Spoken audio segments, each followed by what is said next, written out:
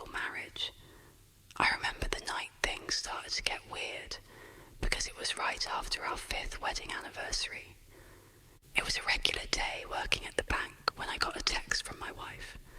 A text from her in the middle of the day was not unusual, but what the text said was definitely not like my wife. "Hey babe, I had an idea for something new we could try when you get home." Now, don't get me wrong. I was thrilled to get this text in the middle of my workday. I think any man would be ecstatic at a text like that. But I was having a hard time getting too excited because something about it felt so off. My wife has never been the kind of woman to send a message like this, let alone want to try something new. She is a very shy and to-herself woman. The day moved at a snail's pace as I anticipated what my wife had in store for me. I tried not to overhype it in my head. I prepared myself to find a baked good or something when I walked into the house. I fully believed she didn't mean to send a winky face. Not to say I would have been disappointed with whatever she had in store. I'm not much of a wild guy myself, but a little spice never hurt anyone. Right? When I pulled into the driveway, I was surprised to see most of the house lights were off. I suspiciously unlocked the front door to see my beautiful wife standing facing away from me in the doorway to the bedroom. My happiness from seeing her quickly grew into confusion when she didn't turn around to look at me when I walked in and said her name. She would normally run up to me and give me a big hug. In the past, my wife has always been the sweetest person I've ever known. For her to not run up and give me a hug and a kiss was strange. I made my way inside after waiting a second, trying to be as loud as possible in the hope she would suddenly notice I was home and look at me. I got closer and noticed she wasn't moving other than her soft breaths. I was standing right behind her and tapped her on the shoulder. "Hey, sweetheart. Are you okay?"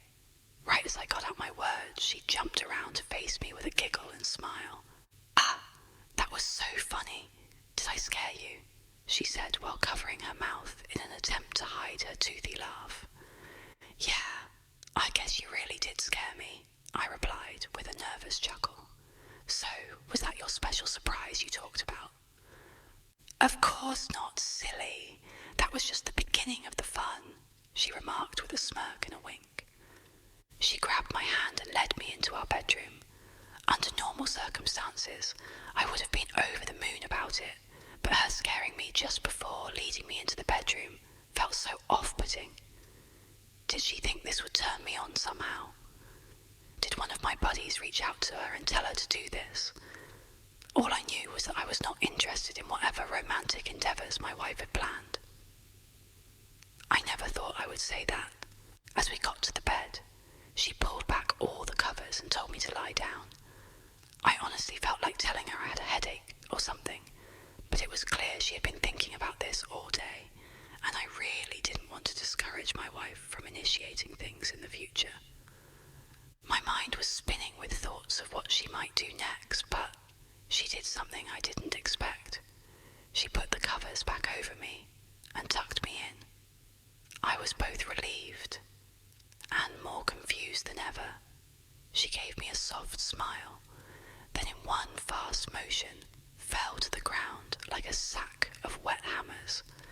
I intuitively sat up and leaned over the side of the bed to make sure she was okay, and was only met with the ends of her long brown hair peeking out from the bottom of the bed. "Hey, Catelyn, why are you hiding? Can you please come out? I'm not a fan of this game you are playing," I murmured in a tone, trying to not sound freaked out. I was only met with the sound of a muffled giggle. I sat in bed for the next 10 minutes trying to tell her to stop. It went from the polite asking to begging, but the laughter didn't stop. After my begging didn't seem to work, I got the courage to get out of bed and look beneath me. As soon as I put my foot down, she grabbed my ankle. "What the hell, Catelyn? This isn't funny. You have fun here. I'm sleeping on the couch." I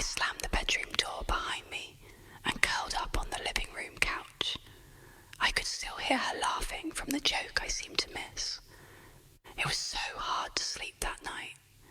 The image of her hair barely peeking out from under the mattress really stuck in my head for some reason.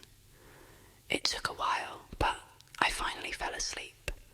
The next morning, I was up for work a couple hours before her, so we didn't get the chance to talk. I had to go into the bedroom to get my clothes for work, so I peeked under the bed to check on her. She was sleeping peacefully on her stomach, and I tried not to wake her. It was a long, hard day at work. I wasn't really feeling all that scared anymore, more so worried for my wife. I wasn't sure how I could help. Around 10 a.m, I got a text from her. "Hey, Emmett, I'm really sorry about last night. I have a lot of explaining to do once we both get home. Can we talk over some pizza?" I felt so much better after reading those words. It might seem insignificant, but my wife hates pizza, so whenever she is willing to eat it with me, I know she is putting in the effort. It was the end of the day, and I headed home looking forward to some pizza and some time with my hopefully back to normal wife. I walked through the door and was relieved to see my wife setting the table and putting down a pizza box. She heard the door shut and ran to give me a hug and a kiss. I really felt like I had my wife back. "I'm so glad you are home. Sit down, sit down. I got pizza from your favourite place down the road," she said as she pulled a chair out for me to sit down. We were both quiet for a minute or two after we both sat down. I don't think either one of us knew how to start the conversation. Just as I was about to speak up, she started to talk. "So I know last night was weird. I just got really insecure after hearing a few of my co-workers talk about the things they do with their partners, and I was worried you thought I was too boring. I know I can be shy and don't like to do anything crazy, and started to feel guilty for not doing more with you. I wasn't entirely sure how to even go about it, or what you would like, so I just went for it. I understand now how I went wrong. I'm sorry, I just don't know how to do this kind of thing," she said, as if she had rehearsed it many times in her head. "Why would you ever think I was bored of you? I don't need any of that wild stuff. I married you for a reason. You don't need to try to be something you're not. I love you for who you are," I said as I grabbed her hand. She took a deep breath and looked at me with watery eyes. "I love you too. Thank you for being so understanding. I really want to make it up to you." "That's very kind, but the pizza is enough for me." "No, I'm really serious. I did some more research and found a few good ideas," she said as she put her hand on my thigh. I was so torn at that moment. I was terrified from the night before, but it seemed like she learned from her mistakes. Sure, it was an incredibly strange mistake to think scaring me would get me in the mood, but she is extremely sheltered. That's what I was trying to tell myself. I knew deep down something was still wrong, and I should just say no, but I think many people can understand how your body can go on autopilot in moments like this. At this point, nothing was going to stop me, and I'd give every excuse in the book as to why it was okay to let her do her thing. Just like last time, I was led to our bed. She made me lay down and immediately put my hands over my head into handcuffs and put a blindfold on me. My heart was racing at this point. I was terrified, but human nature was taking over and it could not be overridden. Right as she put the blindfold on me, she stepped back and I didn't hear her move. I was expecting her to do something to me, but nothing. I laid on the bed, feeling more exposed than I ever felt possible. After a couple minutes, I heard the floor squeak, and it confirmed that she had been standing right by the bed the whole time. I felt like I could feel her eyes staring at me. It was practically burning a hole in my skin. I heard the light switch flick off. Now I really couldn't see anything. After a few moments of anticipation, I felt her fingertips graze the sheets near my sides, then by my feet, just barely missing any part of my body. I started to maybe get hope again that I shouldn't be scared. Sure, this wasn't what I had in mind, but she was new to this. I was very wrong. That was the last moment I had hope from my wife. This was teasing. This was torture. I was soon met with the sound of her scraping her fingernails against the walls like a wild animal. She moved around the room, scratching anything she could find, along with a brief giggle here and there. It was like she was silently moving from corner to corner. I would hear her make the awful scraping, then it would stop for a second. Then I would be jump scared by her doing the same thing in a different spot. It made my skin crawl, like I had a million little bugs crawling on the inside of my skin. I wiggled violently, trying to get out of the restraints or to get the blindfold off, but I was trapped. It kept getting worse as the night went on. She kept getting right by my ear. Sometimes she would just breathe, and other times she would let out a giggle. She would run her hands closer and closer to my body, sending me into a cold sweat. I, of course, didn't have a way of telling the time, but I would guess it was about an hour in when I stopped begging her to let me go, and I just started yelling for help. I guess she didn't like that because she put duct tape over my mouth.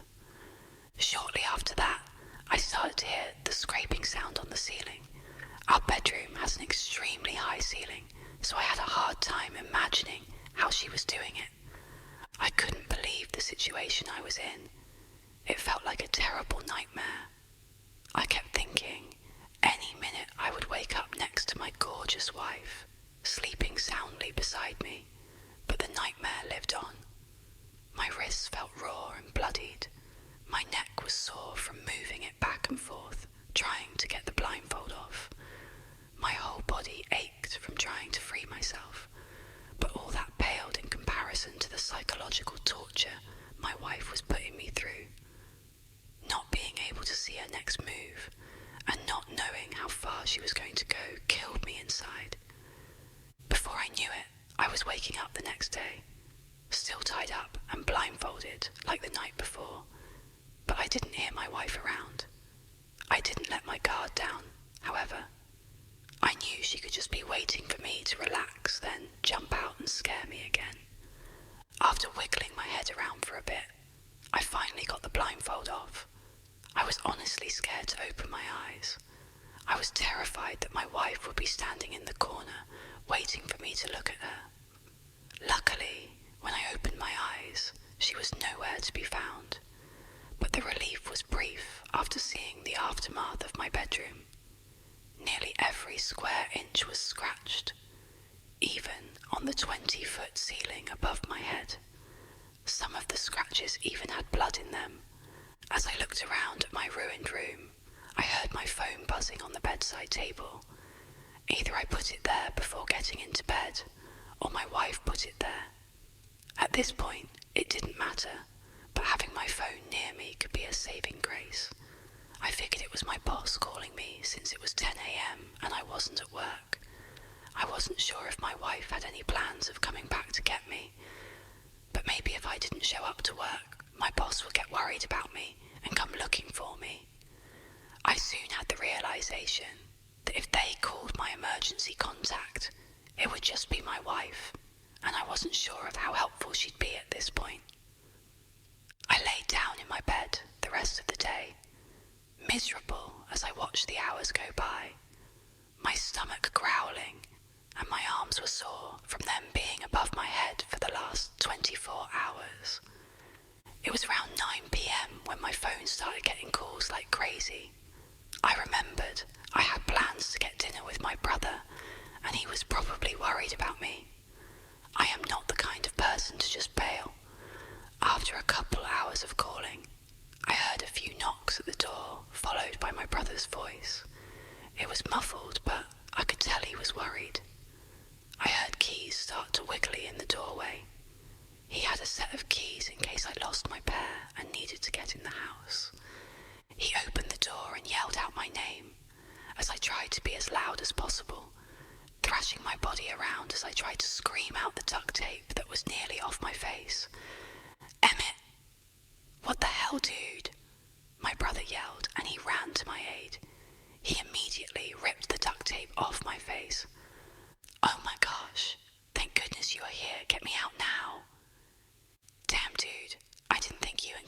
down bad like that. Nice, my brother said with a smirk. Danielle, this is not the time. Get me out, I said with more aggression. Okay, hang on, he murmured as he tried to get the cuffs off. After trying for a while, we found it impossible to get them off without a key. He ended up just getting my bolt cutters and cut them off. It was nearly midnight when I was finally out. My arms were so sore it took me forever just to get them back down at my sides. So, do you want me to pretend I didn't see any of this or something? Danielle said in a casual tone. What? No, it's not what it looks like. Trust me, I wish it was what it looks like. Catelyn is sick or something. She trapped me here all night and practically tortured me. Look, I know we are close and all, but I don't think I need those kinds of details from my own brother, he remarked with a chuckle. You aren't listening to me. Look at the walls and the ceiling. She did this. She is scaring me. I don't know what to do. He looked around the room and then at the ripped apart ceiling, not fully grasping the situation, but clearly concerned. Okay, come stay with me tonight if you are freaked out, he said, half annoyed and half worried.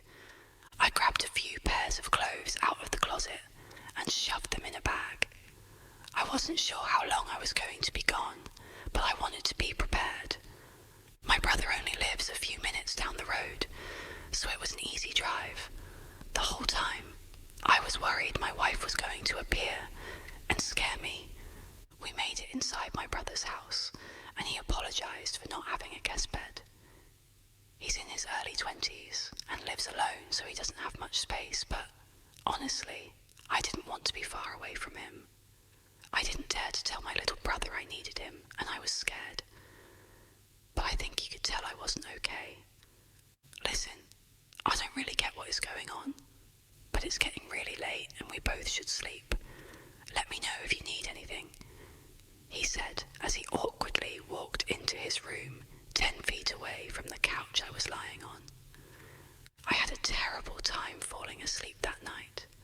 Whenever I closed my eyes, I just heard the sounds of her nails scraping the walls in my head. I kept thinking, and I felt her warm breath against my ear. I'd open up my eyes to find the room empty. It was starting to feel like the anticipation of her was becoming just as bad as her actually torturing me. I woke up the next morning exhausted. My whole body felt like I was just in a car accident from being so tense for so long, and I only got 3 hours of sleep. I realised that if life was still normal, my wife would make me hot tea and a warm bath with all her fancy essential oils that probably do nothing, but she always puts so much love into it. I started to feel myself slip. I felt sadness creeping in, but none of that mattered. I had to go to work. I couldn't have a no-call, no-show, and then call out of work the next day. I would feel terrible about it. Plus, I wanted to apologise to my boss in person. The workday started out strange when I tried to ask forgiveness from my boss, but he acted strange at my apology. He explained that my wife gave him a call and said I wasn't feeling well and I would be absent from work that day. I guess despite everything, my wife still didn't want me to get a slap on the wrist at work. That was only the beginning of the strange day. I found a dead rat in my desk drawer, spiders in my locker, and a huge clump of hair in my lunch. It seemed like I was the only employee being harassed, but they ended up closing and sending everyone home at around 3 p.m. because a few higher-ups got nervous and thought they needed to look into it. Banks tend to take stuff like this seriously. I went out to my car to leave for the day and was in shock to find a note on my car. Did that do it for you? Catelyn. I knew it was her. I just didn't want to believe it. The last thing in the world I wanted to do was talk to the woman. I was terrified at this point, but I had to beg her to stop. For some reason, she thought I had some weird kink for being scared. Or maybe she developed one. Regardless, I had to tell her if it didn't stop, I was going to leave her, or even get a restraining order. I didn't want to meet her in person by myself.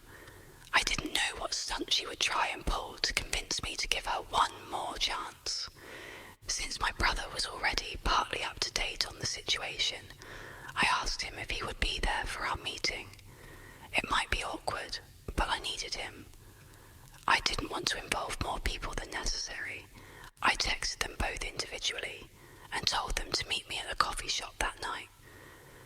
It was 7 p.m. and my brother was already sitting next to me, waiting for my wife to walk in.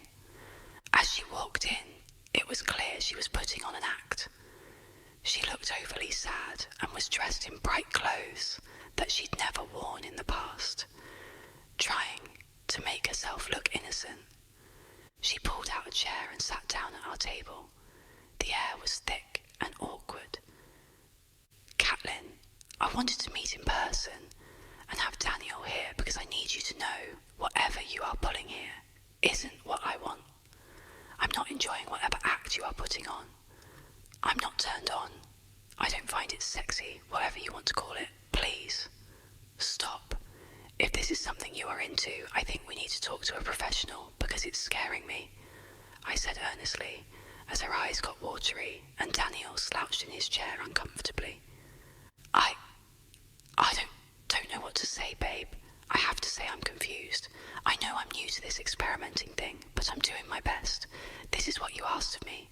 I'm just trying to be a good wife. You know me. I'm as vanilla as they come. You are the one who asked me about these acts. I'm just doing my best. She stressed as she fought back tears. Danielle looked at me with confused eyes. "Wait, hang on. What's going on?" "I didn't think you asked for any of this, Emmett," Danielle said. "I didn't. I swear. I have no idea what she is talking about. I would never ask anything like that from her." I pleaded to my brother. "You are sick, you know that. Why are you doing this to me?" she uttered as she pulled out an envelope and tossed it on the table. Danielle and I looked at each other before he reached for it and opened it up. Inside was a letter that Danielle read out loud. "Dear Catelyn, I love you with all my heart, but I'm afraid I'm getting bored of the same old, same old. I want something more.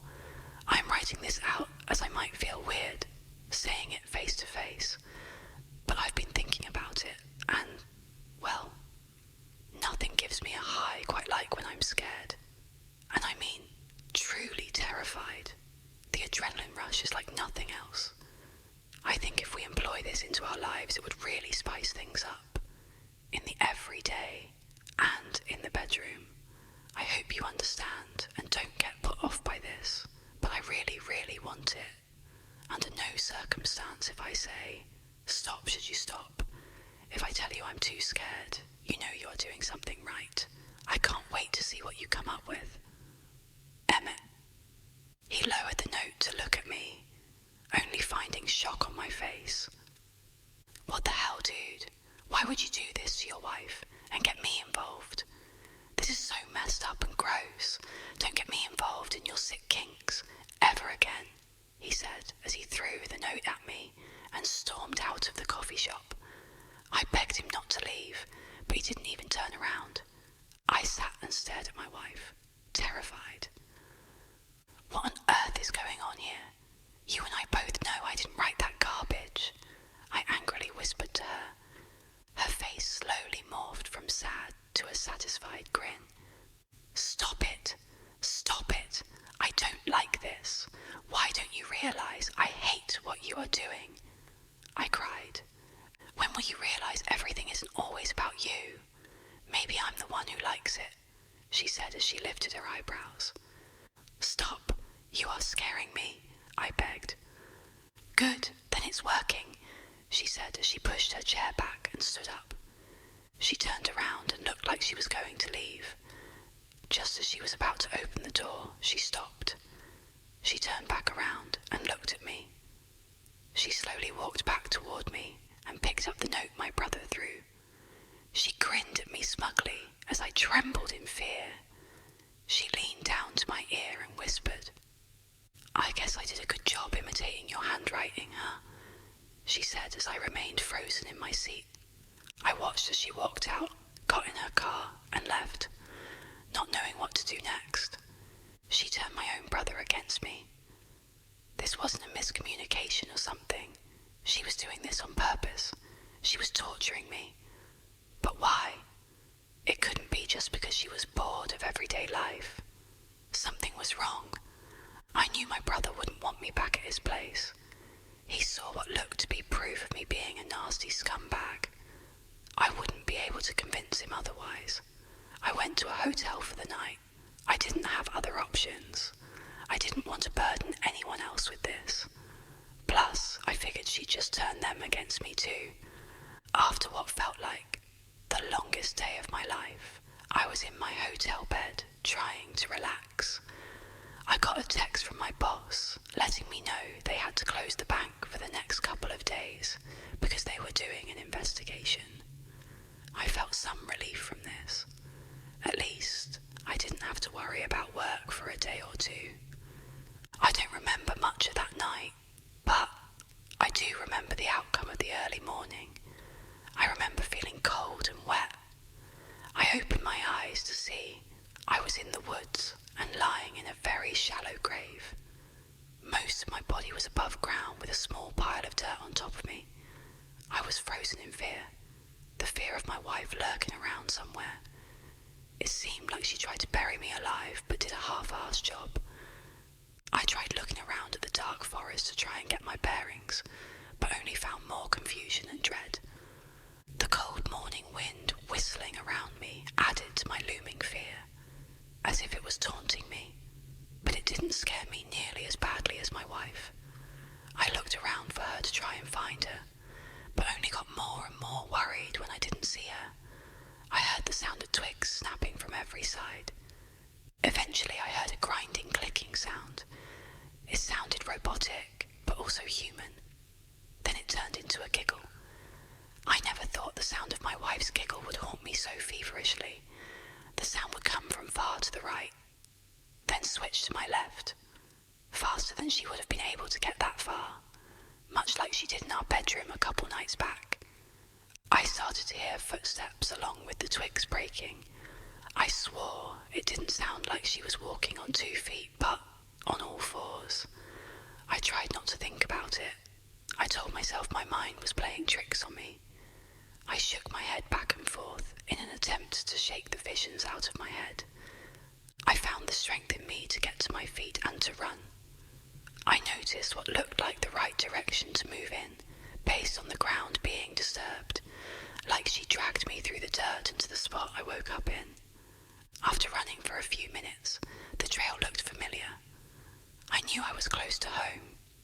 When I would hear the footsteps, I would turn my head to look, only to barely miss her. After what felt like forever, I saw her. She was on all fours circling me, running like a wild animal, her tongue sticking out of her mouth like a dog. I hardly recognized her. Her circles around me got tighter and tighter. As she got closer to me, she slowed down. Eventually, she got right in front of me and stood up on her 2 legs. I tried to run around her, but before I knew it, she pinned me down. I could barely recognize her up until this point, but something clicked when she got close to me. I looked into her eyes, but I didn't see my wife. I saw something else. I guess I should have guessed sooner, but something was wrong with my wife. Because this thing wasn't my wife. "What did you do with her?" I yelled in her face.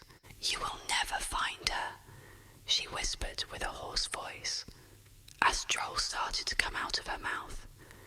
She abruptly jumped off of me and scurried back into the woods. The last words she said echoed in my head. "You will never find her."